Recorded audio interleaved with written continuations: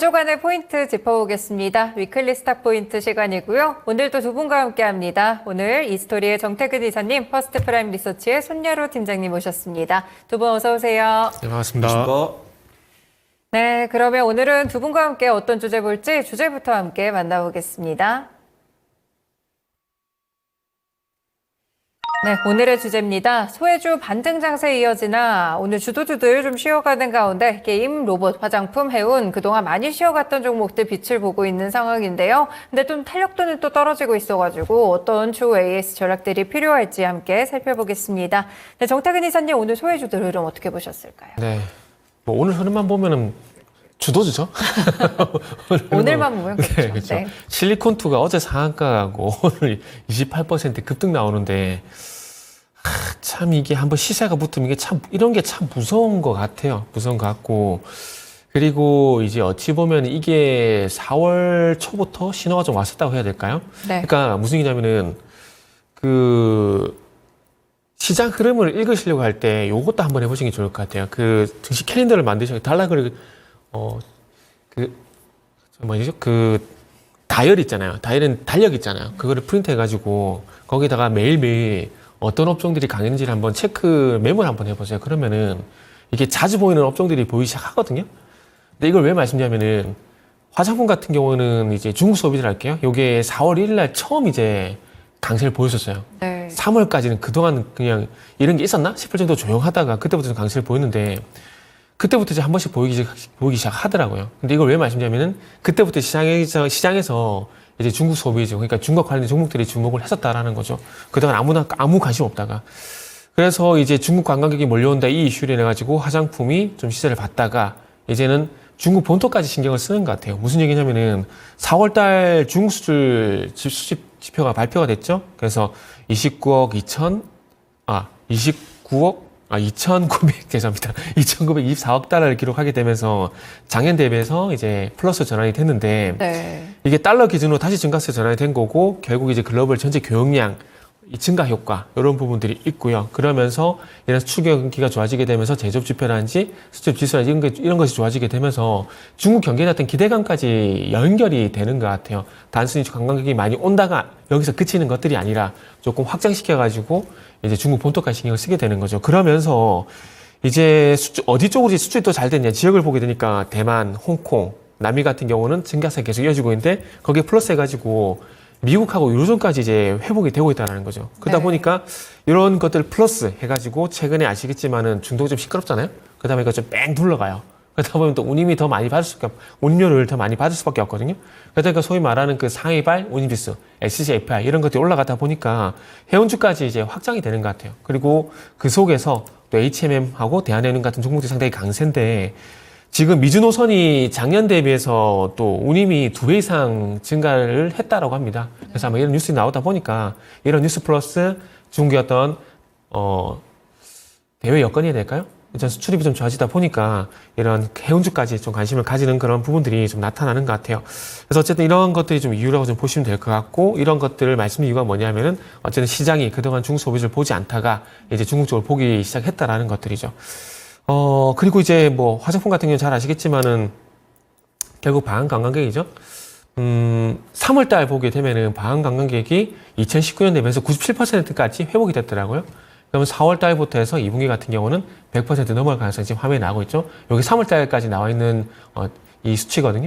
그래서 4월달 포함한 2분기 같은 경우는 100% 넘어갈 가능성이 상당히 높아요. 그렇게 본다면은 이 노동절 연휴 기대감으로 끝이 나는 게 아니라 실적과 연계될 가능성 그런 부분들을 염두에 두시는 게 좋을 것 같아요. 그리고 지금은 또 조용하지만 화장품이 가게 되면은 이제 호텔, 면세점 그리고 이제 플러스 해가지고 시간차를 두고 카지노까지 볼 수가 있는데 파라다이스가 이제 4월달 카지노 매출이 이제 841억 원을 기록을 했더라고요. 네. 그래서 작년 대비 56% 성장이고 롯데 관광개발 같은 경우도 지금 1월달부터 4월달에 꾸준히 카지노 매출이 200억이 넘어가는 상황들이기 때문에 아마 이런 것들이 시간차 두고 또 시장에서 보지 않을까 생각이 듭니다. 그리고 5월 첫째 주 최근 핫하죠? 올리브영.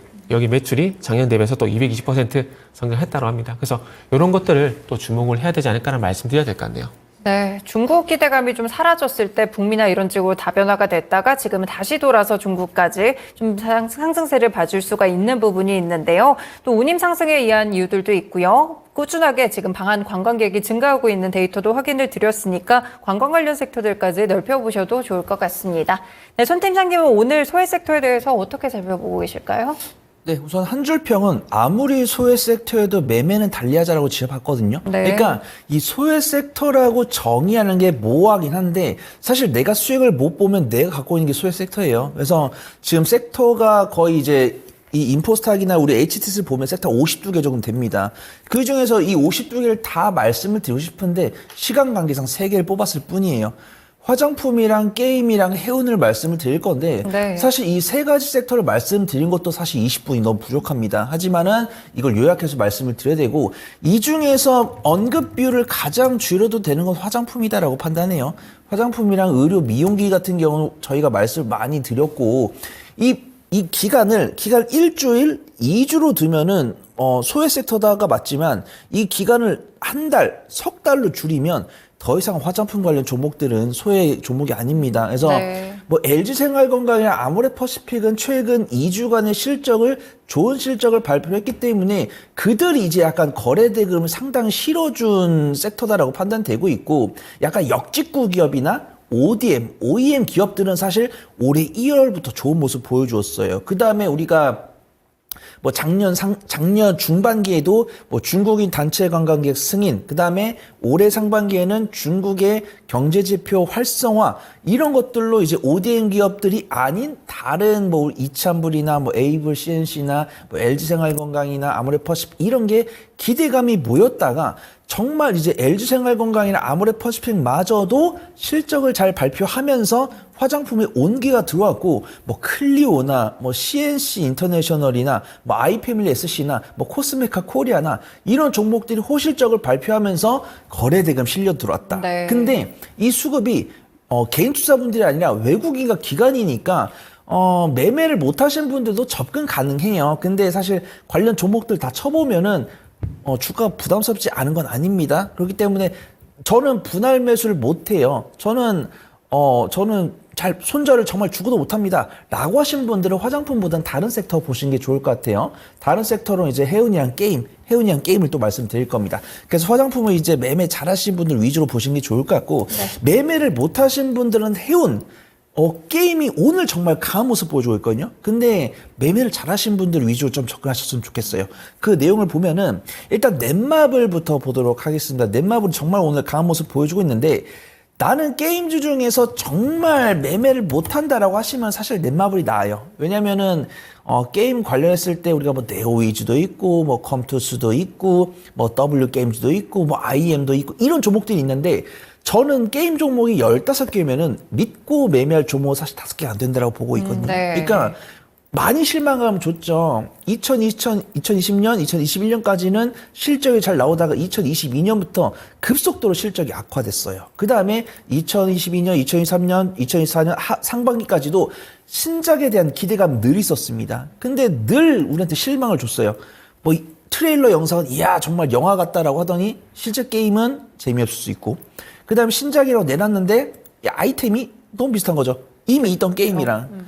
근데 이제 그 실망감을 회복시켜준 게 나 혼자만 레벨업인 거죠. 나 혼자만 레벨업이 넷마블의 실적을 4분기에 이어서 1분까지도 개선해줬습니다.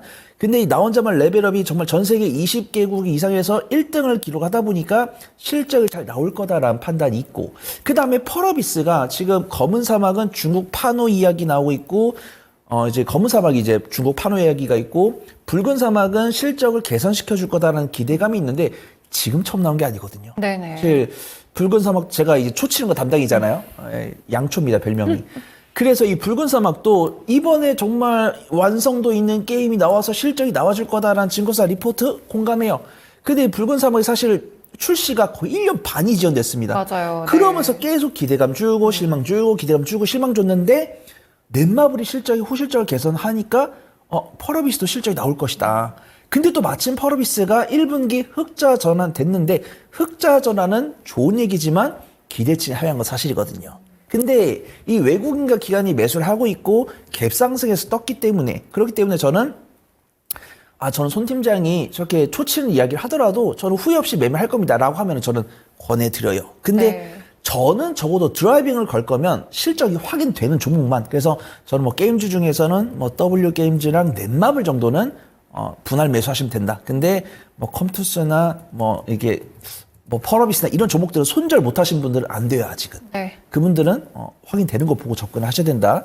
그 다음에 해우는 기술적 위치가 정말 괜찮아요. 해우는 뭐 4주 연속 운임지수 올라가고 있고, 그 다음에 지정적 리스크가 자꾸 안 꺼지니까 그나마 해운주가 괜찮다. 그 다음에 뭐 증권사 리포트 보면은 글로벌 해운 누님이 2차 상승기 진입이기 때문에 관련 종목들 보시면 된다. 그 다음 HMM이 실적 기대감이 있다. 그 다음에 페노션은 실적 개선 기대감에다가 경영진들이 주가 방어를 위해서 자사주를 매입을 하고 있기 때문에 긍정적으로 보고 있다라고 하는데 이 해운 관련 종목들은 기술적 위치 괜찮고요. 네. 수급 괜찮습니다. 외국인과 기관 수급 들어오고 있어요. 그래서 매매를 잘하신 분들은 화장품, 그 다음에 매매를 잘하신 분들 중에서 좀 적당히 안전한 섹터를 원하시는 분들, 이제 일간 변동성 큰 걸 원하시는 분들은 게임, 그 다음에 매매를 정말 못하신 분들은 해운주를 보시는 게 좋을 것 같다. 말씀을 드리도록 하겠습니다. 네, 손 팀장님은 세 가지 섹터에서 소외주들 함께 분석해 주시네요. 매매 자신 있으면 화장품, 그거보단 좀 덜하고 조금 더 안정성을 찾다면 게임주도 좁혀서 하시고요.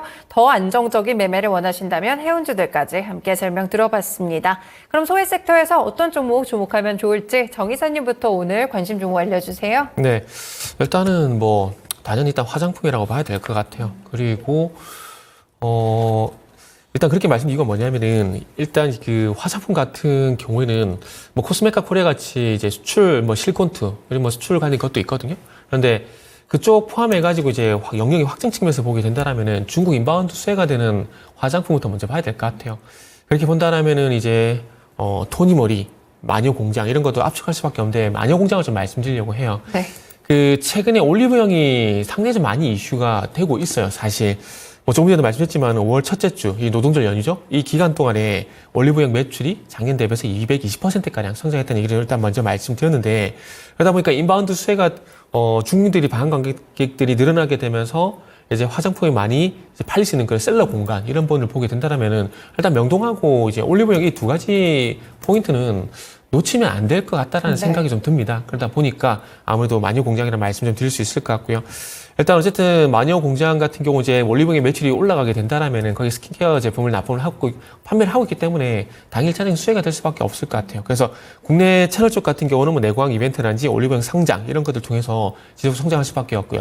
아마 1분기 실적은 뭐 물론 전년 대비해서 성장을 하겠지만은 그 퍼센테이지만 만족이 안 될 겁니다. 왜냐하면 네. 본격적으로 반영되는 건 1분기보다 2분기부터라고 보시면 되거든요. 그래서 그거 한번 참고를 하시고, 그리고 국내 쪽도 이런 이슈가 있고, 그리고 이제 국내 이런 인바운드 수혜뿐만 아니라 이제 해외 쪽 요즘 또 수출 얘기도 상당히 많이 나오잖아요. 그래서 그런 측면을 보게 된다라면은 일본 쪽 같은 경우도 이제 올해부터 벚꽃 에디션 출시라든지 이벤트 개최를 통해 가지고 마케팅을 본격적으로 시작한다라고 합니다. 일단 아이패밀리 SC라는 이런 기업들이 일본 쪽에 이미지를 상당히 많이 올려놓은 상황들이기 때문에 이 마녀 공장도 충분히 승산이 있다는 말씀드리고 싶고요. 그리고 이제 수출에 큰 역할을 하고 있는 지역인 섹터인 또 미국 이쪽을 보게 된다라면은 7월 달부터 이제 코스트코 오프라인 내 클렌징 오일 이 초도 물량 납품이 예정되어 있는 상황들이기 때문에 1분기보다는 2분기, 3분기, 그러니까 하반기로 갈수록 실적 기대치, 실적은 더 좋아질 것이다. 이렇게 좀 보시면 좋을 것 같습니다. 그래서 저는 이제 그 오늘 한 주평을 오랜만에 물 들어온다라고 좀 정했었거든요. 네. 그렇기 때문에 이제 화장품도 그렇고 중국 소비자 같은 경우는 오랜만에 좀 물이 들어오려고 하고 있기 때문에 이 초입 구간에서 한번 잘 공략을 해보시는 게 좋지 않을까라는 말씀 드리고 싶네요. 네, 마녀 공장 들어봤습니다. 올리브영이 성장하고 있고 사실 뷰티 트렌드가 요즘 인디 브랜드 위주로 많이 편성이 되고 있어서 채널 성장 기대감 2분기부터 반영될 수 있겠고요. 일본뿐 아니라 미국까지 또 넓혀가고 있기 때문에 해외에 대한 성장성 주목해 보시면 좋을 것 같습니다. 네, 손 팀장님 오늘 관련 또 토픽 종목 알려주시죠. 네, 저는 대한해운을 소개를 드리도록 하겠습니다. 일단은 뭐 페노션도 괜찮고요. 네. HMM도 괜찮습니다. 저는 근데 약간 그래도 어떤 좀 기대 수익률 크게 키울 수 있는 종목은 좀 대한해운이 아닐까 그렇게 판단되고 있고요. 매매를 못하신 분들은 HMM이랑 페노션, 매매를 잘하신 분들은 대한해운을 접촉을 하되 대한해운을 매수하실 때도 분할 매수 잘 해보시면 좋을 것 같습니다. 기업 개요는 해운업, 무역업, 광업, 어떤 선박 부품 공급업을 영위를 하고 있는데 어떤 철광석이나 천연가스, 원유 등을 나르기 때문에 약간 HMM이나 성격이 비슷하다 그래서 작은 HMM이다 이렇게 보시면 좋을 것 같고요. 네. 연간 실적 기준으로 했을 때 견조한 흐름세 보여주고 있습니다. 전반 기업이 포스코랑 뭐 한국가스공사, 한국전력공사를 보유하고 있어요. 그래서 페노션 같은 경우나 HMM의 실적이 연간 실적으로는 어떤 좀 균일하다라고 볼 수 있지만 좀 부정적으로 보면은 좀 등락폭이 있거든요. 근데 대한해운은 상대적으로 좀 등락폭이 덜하다 그렇게 보고 있고요. 친환경 경영 성과와 전략을 강조를 주목을 하고 있는데 최근에 이제 국제회사기구 IMM으로부터 환경 규제에 적극적으로 대처하고 있는 기업으로 선정이 됐기 때문에 그 해상 화물 운송에 대한 낙수 효과를 좀 입을 수 있다 그렇게 평가를 보도록 하고 있습니다. 지금 수급 동향은 좋아요. 뭐 HMM이든 페노션이든 대한해운이든 지금 3개월 연속 외국인과 기관의 쌍끌이 순매수가 들어오고 있는데 특히 이 해운 관련 종목들은 거래 대금이 점진적으로 증가를 하고 있고 대한해운 같은 경우는 외국인 보유 비중이 증가를 하고 있기 때문에 상대적으로 안전할 수 있다. 그다음에 눌림목 공략을 해본다고 했을 때 상대적으로 시가총액이 작으니까 전반 기업들보다는 상대적으로 단기간에 기대 수익률을 키울 수 있는 그런 종목으로 보인다. 좀 소개를 드리도록 하겠습니다. 네, 손 팀장님의 토픽 종목은 대한해운이었습니다. 해운주들에서 골라주셨고요. 연간 실적 기준도 안정성이 있고 외국인 보유 비중도 늘어나고 있고 이 수급적으로도 괜찮네요. 그리고 단기간에 또 슈팅이 나올 수가 있으니까요. 해운주들 가운데서도 투자 전략 세우신다면 주목해 보시면 좋을 것 같습니다. 네, 이렇게 두 가지 섹터 그리고 종목까지 들어봤습니다. 오늘 말씀 고맙습니다. 네, 감사합니다. 감사합니다. 네, 이렇게 위클리 스탁 포인트 시간이었고요. 이스토리의 정태근 이사님, 퍼스트프라임 리서치의 손여로 팀장님과 함께했습니다. 지금까지 다양한 투자 판단에 도움이 되는 말씀들 함께 전해드렸는데요. 특정 종목의 상승 하락 보장하지는 않습니다. 시장의 중심 마치겠습니다. 점심 식사 맛있게 하시고요. 다음 주에 대한 투자 전략까지 오늘자 마무리도 잘 하시길 바라겠습니다. 고맙습니다.